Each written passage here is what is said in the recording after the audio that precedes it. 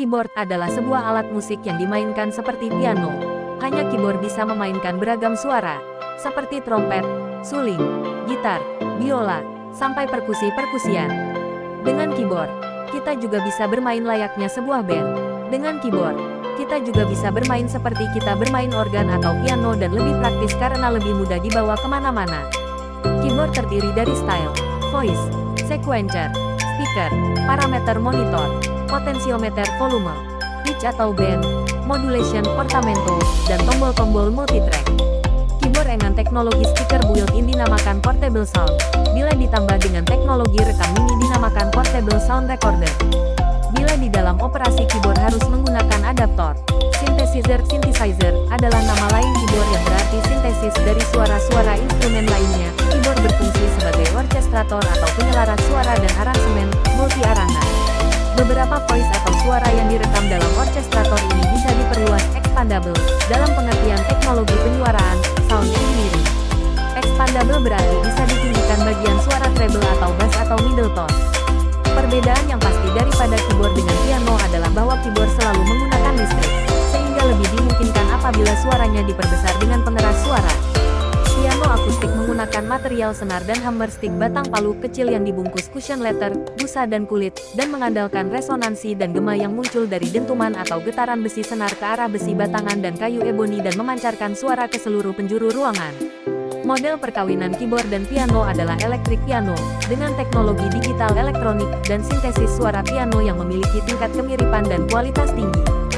Sustain pedal didesain terlepas dari body part dan kaki. Kebanyakan pemirsa bingung dengan kesamaan papan nada keyboard, kesamaan cara permainannya, tangga nada, tuts, hitam dan putih, partitur, chord.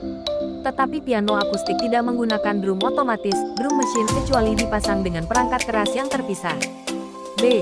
Sejarah keyboard. Sejarah alat musik keyboard diawali dari bentuk fisik keyboard memang berbeda dengan piano pada umumnya. Bentuk keyboard biasanya terlihat lebih kecil dan lebih ringan serta memudahkan untuk dibawa. Tidak hanya bentuk, suara yang dihasilkan keyboard pun sangat berbeda dengan piano. Suara yang dihasilkan dari alat musik keyboard berasal dari manipulasi kunci-kunci. Ada yang ditekan menggunakan jari, ada juga yang dipijak menggunakan kaki. Susunan dari keyboard sendiri arahnya mengikuti logika. Dari kiri nada-nada rendah ke kanan nada-nada tinggi. Kemudian susunan bass ke treble juga dari kiri ke kanan. Alat musik keyboard sudah dikenal sejak zaman kuno. Namun awal tepatnya belum jelas. Dalam tangga nada barat disebut dengan diatonis, dan terbagi dalam 12 nada. Adanya nada penuh dan ada juga nada semitone. Pada alat musik keyboard, kedua kelompok ini biasa dibedakan dengan kunci berwarna terang dan gelap. Dalam sejarah alat musik keyboard, susunan deret kunci yang kromatik yang mencakup 12 nada muncul di Eropa pada abad ke-14. Pada awalnya, tutsnya masih dalam ukuran yang lebar. Satu tuts mempunyai lebar beberapa sentimeter, sehingga nada harmoni yang dihasilkan tidak banyak.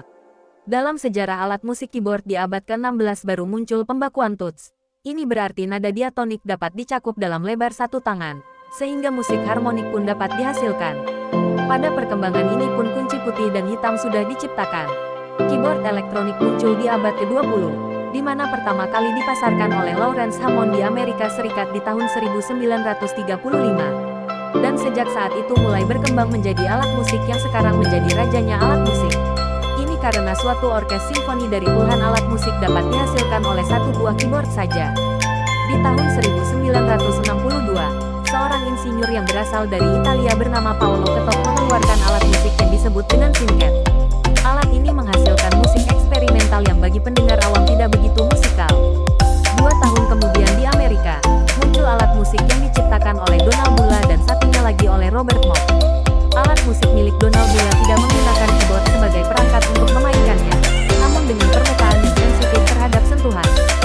Sedangkan alat musik Robert Moog menggunakan keyboard sebagai perangkatnya. Di sisinya dipasang alat pengontrol yang konvensional seperti tombol putar yang berfungsi sebagai volume dan juga untuk mengatur tinggi rendahnya nada yang dihasilkan.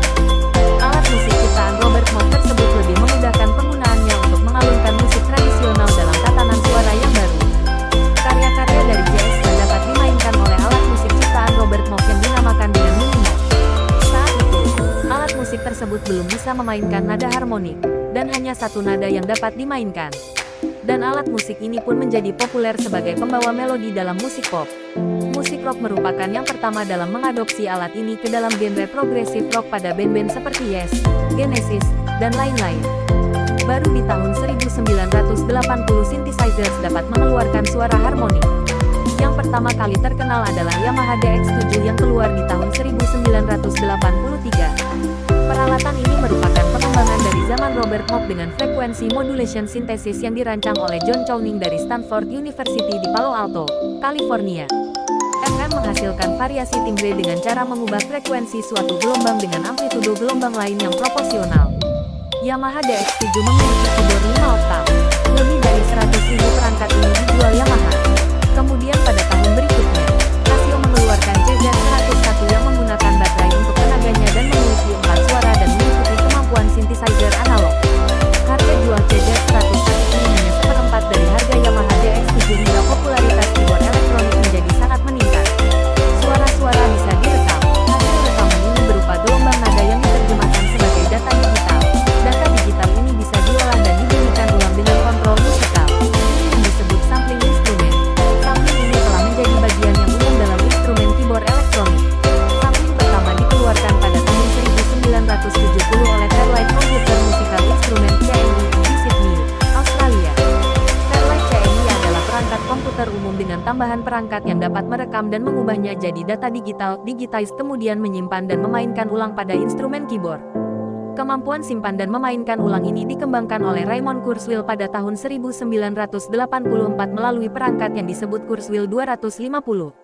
Pada keyboardnya itu terdapat kode-kode digital dari suara grand piano, alat musik gesek string, dan banyak lagi timbre alat musik orkestra. Alat ini selain ditujukan untuk penggunaan pertunjukan juga ditujukan untuk membuat komposisi. Keyboard yang berkembang dengan kemampuan synthesizer, polyphony, dan sampling disebut workstation musikal. Pada tahun 1983, beberapa manufaktur instrumen musik bersepakat untuk tata cara menggabungkan berbagai peralatan musik agar bisa bekerja dalam suatu perangkat komputer. Hasilnya adalah Musical Instrument Digital Interface atau MIDI. MIDI menjadi cara untuk memerintahkan nada apa yang dimainkan dalam timbre apa, nuansa apa, dan seterusnya. Dengan perangkat komputer dan program yang sesuai maka dapat dilakukan seperti apa yang bisa dikerjakan pada workstation musikal yang canggih. Sekarang ini dunia pertunjukan musik selalu menyertakan instrumen ringkas keyboard elektronik seperti ini. Dan di era digital ini, di banyak tempat pertunjukan sekarang ini, sangat tidak aneh melihat seorang pemain keyboard solo yang memainkan musik lengkap seperti sebuah band sedang bermain. Ada suara melodi gitar, pengiring piano, suara gitar bass dan gerak drum. Inilah keyboard yang dinamakan multifungsi. Alat musik keyboard yang didukung kelengkapan teknologi suara digital memang semakin dicari orang. Apalagi, instrumen dengan sederetan tools ini bisa ditugaskan berlipat ganda. Keyboard dapat mewakili berbagai suara alat musik yang lain. Bakat bermusik bisa lebih ditunjang oleh perangkat yang multifungsi, yakni keyboard. Maka jangan heran bila yang berbelanja instrumen musik serbaguna tidak hanya dilakukan oleh para pekerja musik. Ini dikarenakan hampir setiap orang ingin menghasilkan musik yang indah atau enak didengar.